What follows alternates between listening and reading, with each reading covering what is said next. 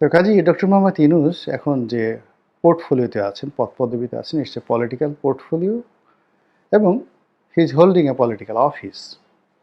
তো কাজেই তিনি এই মুহূর্তে আমরা যেটা দেখতে পাচ্ছি অসহায়।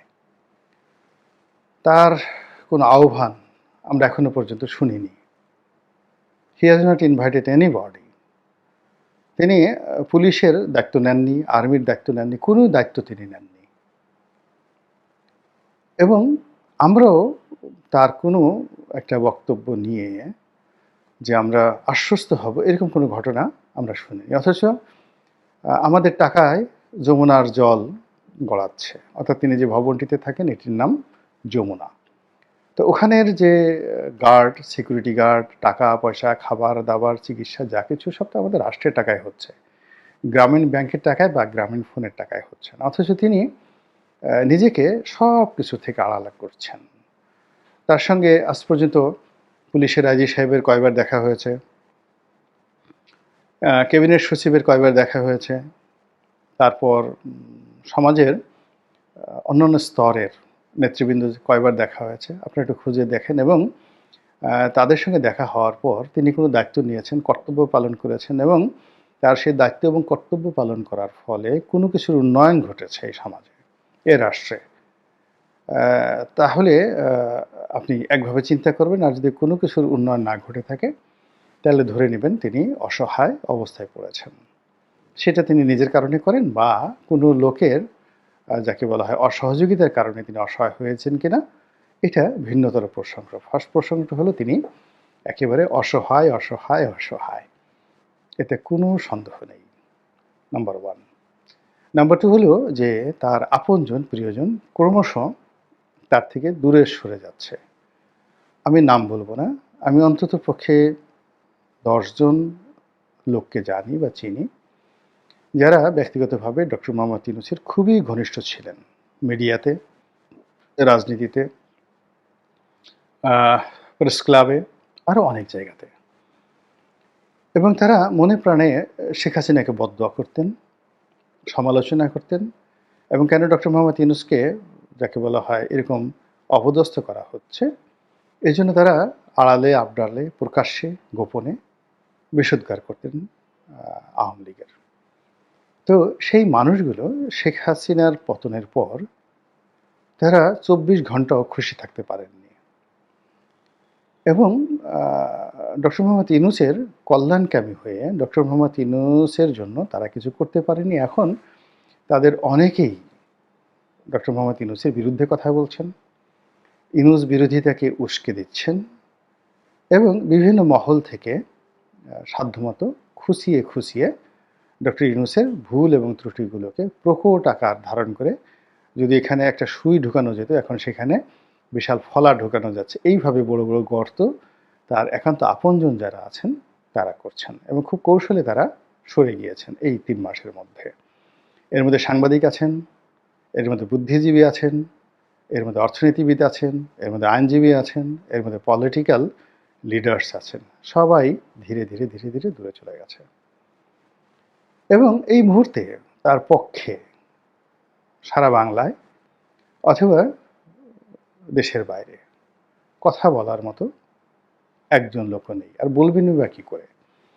কথা বলার জন্য তো এই 3টা মাস যারা ওনার পক্ষে বলেছেন তারা একটা স্বপ্ন দেখানোর চেষ্টা করেছেন যে একটা পিরিয়ড দরকার, যাকে বলা হয় হানিমুন পিরিয়ড দরকার, সময় দিতে হবে, ইত্যাদি ইত্যাদি ইত্যাদি ইত্যাদি। কিন্তু এই 3 মাসে কেউ কিন্তু কোনো টু শব্দ করেনি, সময় দিয়েছে।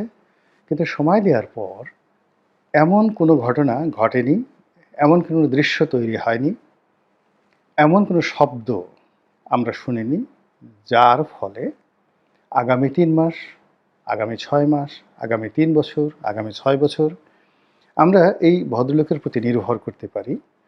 এই ভদ্রলোক আমাদেরকে একটা ভালো পরিণতির দিকে নিয়ে যাবেন, দেশের কল্যাণ ঘটাবেন, দেশের উপকার হবেন, এই ধরনের কোনো নমুনা বা নজির আমরা দেখিনি। আর না দেখার কারণে ওনাকে যারা ধারণ করতেন, ওনার পক্ষে যারা দেশ এবং বিদেশে কথা বলতেন, এখন তারা সবাই খুঁটা দিয়ে কথা বলছেন, অনেকে অসম্মান করে কথা বলছেন, অনেকে গালাগাল দিয়ে কথা বলছেন। এর ফলে তিনি অসহায় থেকে অসহায়তর হয়ে পড়ছেন। সিরিয়াসলি অসহায়তর হয়ে পড়েছেন। এবং এখানে আরেকটা বিষয় যেটা আমি শিরোনামে উল্লেখ করেছি, আমি আবার একটু দেখে নেই। সেটা হলো যে আ তার যারা আপনজন, তো সেই আপনজনের মধ্যে আ ব্যাপার হলো যে অনেক সময় হুট করে অনেক আপনজন হয়ে যায়। তো এই আপনজনের মধ্যে বৈবাহিক সম্পর্কে আপনজনটা হলো বলতে গেলে যেমন দেখা গেল আপনি একজনকে বিয়ে করে আনলেন। তো একেবারে ঠিক উইদিন ১ ঘন্টার মধ্যে বাসর রাতের পর থেকেই আপনার স্ত্রী আপনার অর্ধাঙ্গিনী হয়ে গেল। এবং বিয়েতে কবুল বলার পরেই আপনি কি করলেন? আপনার শ্বশুরবাড়ির লিগেসিকে আপনি ধারণ করতে পারবেন। এই একটা মাত্র বিয়ে-শাদী ছাড়া আর নিজে জন্ম দেওয়া ছাড়া আর কোনো কিছুই ওন করা যায় না উইথআউট পরিশ্রম। যেমন আপনার সন্তান হলো, সঙ্গে আপনি তাকে ওন করছেন। কিন্তু বাকি যা কিছু আছে সেখানে আপনি হঠাৎ করে উড়ে এসে জুড়ে বসে কোনো কিছু ওন করবেন, এটা হয় না। এটা কোথাও কোনো কালে হয়নি। আমাদের বাংলায় একটা গান আছে যে, "কলা বাবা, দয়াল বাবা, কলা খাবা, গাছ লাগায়ে খাও।" তো আপনি যদি মন্ত্রী হতে চান, এমপি হতে চান, এই যে আমি একজন সাধারণ সংসদ সদস্য পদে একবার মাত্র নির্বাচন করেছি, মানে জয়ী হয়েছি। আ ৩ বার মনোনয়ন পেয়েছি, একবার ইলেকশন হয়নি 111 এর সময়। আর ১৮ সনে তো যা হয়েছে আপনারা সবাই জানেন। কিন্তু দেখা গেল এই একটা সংসদ সদস্য হওয়ার জন্য আমি আমার জীবনের সবকিছু জলাঞ্জলি দিয়েছি। পরিবার, ব্যবসা-বাণিজ্য, শরীর, স্বাস্থ্য, অর্থ, বিত্ত সবকিছু। তারপর মামলা, মোকদ্দমা, দুর্ভোগ, দুর্দশা সবকিছু করার পরেও এভরিডে এই রাজনীতির জন্য গালি খাচ্ছি। এখন কেউ বলার চেষ্টা করছেন যে, এ কে? এ পাগল। মানে যত রকম অশালীন গালিগালাজ আছে আমার সম্পর্কে, আমার বাবার সম্পর্কে, আমার 14 জেনারেশন সম্পর্কে, এই রাজনীতির কারণে আমাকে সেটা হজম করতে হচ্ছে। এবং এটাই নিয়তি। আর আমি যদি রাজনীতি না করতাম, তাহলে এই যে আমার যে অর্থবিত্ত আছে, আমাকে কেউ চিনত না, কেউ জানতো না, কেউ নিয়ে আমাকে মাথা ঘামাতো না। আমি পোলাও খেতাম, কোরমা খেতাম, 5 স্টার, 7 স্টার হোটেলে ঘুরতাম। প্রতি মাসে একটা করে নতুন গাড়ি কিনতাম, গাড়ির মডেল চেঞ্জ করতাম। এবং আমি যত টাকা উপার্জন করেছি এবং রাজনীতির পিছনে যদি আমার এই টাকাগুলো খরচ না হতো, লস না হতো, তাহলে এই ঢাকা শহরে রোলস রয়েস গাড়ি কেনার মতো সামর্থ্য আমার ছিল। তো সেই জিনিসগুলো বাদ দিয়ে আমি এই রাজনীতিতে এসেছি। অর্থাৎ ওই যে গাছ লাগিয়ে কলা খাওয়ার চেষ্টা করছি। কিন্তু আপনি ডক্টর মোহাম্মদ ইউনূস বা আপনার যারা উপদেষ্টা আছে, জীবনে কোনোদিন বাংলাদেশ জিন্দাবাদ বললেন না, জয় বাংলা বললেন না, নারায়ে তাকবীর বললেন না। কোনোদিন পুলিশের বাড়ি খেলেন না, মামলা নাই, মোকদ্দমা নাই। যা কিছু করেছেন নিজের জন্য। নিজের বাইরে আপনি কোনোদিন একটা প্যারাসিটামল ট্যাবলেটও কাউকে দিয়েছেন বা খেয়েছেন এরকম কোনো নজির নাই। কিন্তু রাতারাতি আপনি যখন প্রধানমন্ত্রীর একটা পদে বসলেন এবং বললেন যে এরা আমাকে বসিয়েছে, কারা বসিয়েছে? এই সমন্বয়ক ছাত্ররা। They are your appointee, they are your appointee. এটি আসলে হয় না, লং রানে হয় না। আপনাকে যদি এই লং রানে এটাকে কন্টিনিউ করতে হয়, তাহলে এই যে যারা আপনার অ্যাপয়েন্টি, যারা আপনাকে নিয়োগ দান করলেন, দে আর ইউর মাস্টার, তারা আপনার প্রভু, তারা আপনার মালিক, তারা আপনার বস। তো আপনি বসের সঙ্গে কী ধরনের আচরণ করবেন? বসের সঙ্গে তো আপনি চাকর-বাকরের মতো আচরণ করতে পারেন না। বসের সঙ্গে তো আপনি আপনার যারা নিয়োগকর্তা, তাদের সঙ্গে আপনি তুচ্ছ-তাচ্ছিল্য করতে পারেন না। আপনি তাদেরকে ইগনোর করতে পারেন না। যেমন আমরা জনগণকে ইগনোর করতে পারি না। কিন্তু যেখানেই জনগণকে গণতন্ত্রে ইগনোর করা হয়েছে, সেখানে ফ্যাসিজম হয়েছে। শেখ হাসিনার পতন হলো কেন? সে জনগণকে ইগনোর করেছে, ভোটকে ইগনোর করেছে, জনগণের উইল ফোর্সকে ইগনোর করেছে। তো আপনি তো আপনার সঙ্গে জনগণের কোনো রিলেশন নেই। রিলেশন আছে কাদের সঙ্গে? হয়েছে অলনে ছাড়েন, এই সমন্বয়কদের সঙ্গে। এখন এই যে সমন্বয়কদের সাথে রাতারাতি যে সম্পর্কগুলো আমি বললাম যে একেবারে আত্মার সঙ্গে গেঁথে যায়, এটা দুটো সম্পর্ক। একটা হলো আপনি যদি কাউকে জন্ম দেন বা নিজে কারো দ্বারা মানে বায়োলজিক্যালি জন্ম লাভ করেন, যেমন আপনার বাবা মা, বায়োলজিক্যাল রিলেশন, বা আপনি কাউকে জন্ম দিলেন আপনার সন্তান সন্ততি। এটি অটোমেটিক হয়ে যায়, স্বয়ংক্রিয়ভাবে হয়ে যায়। আর দ্বিতীয়ত হলো বিয়ে-শাদী। আপনি কারো বিয়ে করলেন।